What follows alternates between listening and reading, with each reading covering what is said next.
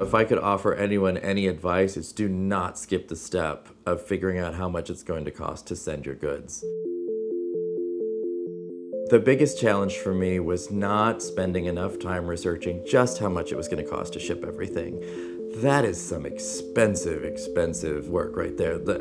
I initially thought, I would ship everything through FedEx. Well, that was going to cost an arm and a leg. I mean, almost a quarter of my entire Kickstarter funding would have gone to shipping through FedEx. I did all of my own fulfillment myself out of my small 5th floor walk-up apartment in Washington Heights, so that was a little bit of a challenge for me.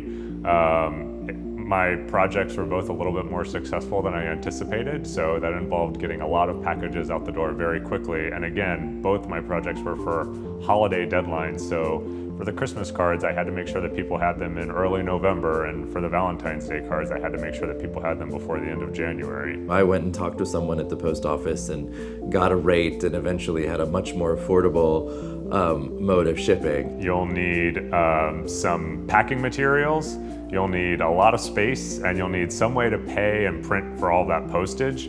For me, I used an online service that worked really well to pay for and print the postage. And then in terms of the shipping materials, I had to order all of those from online. And again, though, the important thing there is, especially if you're on a tight timeline, to order them ahead of time so that you can't wait until you're done with production to then begin the fulfillment process. You have to start stuffing those envelopes the second you get back from the print shop with your, or wherever, with your materials in hand.